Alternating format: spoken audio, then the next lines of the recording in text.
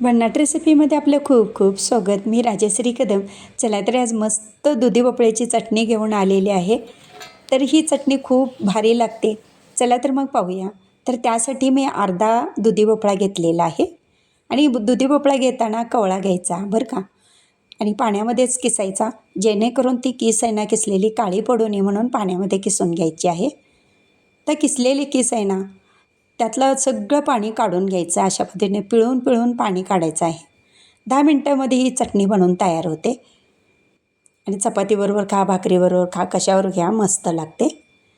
तर कढईमध्ये 4 चमचे तेल घालूया. जिरं मोहरी टाकून घेऊ त्याच्यामध्ये तेलामध्ये, आणि थोडंसं तेल जास्त असलं की छान ती चटणी लागते. कढीपत्ता, मिरची घालूया.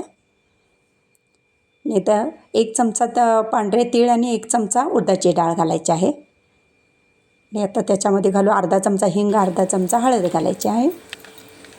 1 मिडियम कांदा आणि अर्ध्यापेक्षाही कमी टोमॅटो घेतलेला आहे, तो घालूया. आणि आता ते परतवून घेऊया थोडंसं. तेलामध्ये उडदाची डाळ आहे ना ते चांगली चटचट असं भाजली पाहिजे. उडदाची डाळ, तीळ भाजली की मग त्याच्यामध्ये कांदा आणि टोमॅटो टाकायचा आहे. आता ही किस आहे ना टाकून परतून घेऊ 10 मिनटं. 10 मिनटामध्ये आपली चटणी बनवून तयार होते. तर हे थोडंसं परतून झाले ना, आता चवीपुरतं मीठ घालूया आणि 1 चमचा शेंगदाण्याचं कूट घालूया त्याच्यामध्ये. पुन्हा एकदा तो मिक्स करून घ्यायचा आता व्यवस्थित, शेंगदाण्याचं कूट घातलेलं. आणि 10 मिनटं आता छान आता भाजले गेलेले आहेत. 10 मिनटं झालेले आहेत. आता ही काढून घेऊ, चटणी खाण्यासाठी तयार आहे. मग कशी वाटली आजची रेसिपी तुम्हाला? आणि वरून थोडंसं तीळ टाकायचं डेकोरेशनसाठी आणि मस्त आहे आपली तयार चटणी.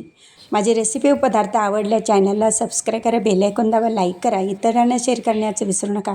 तसेच कमेंट करण्याचं विसरू नका. आपल्यासाठी अशीच नवनवीन पदार्थ आणि तोपर्यंत धन्यवाद.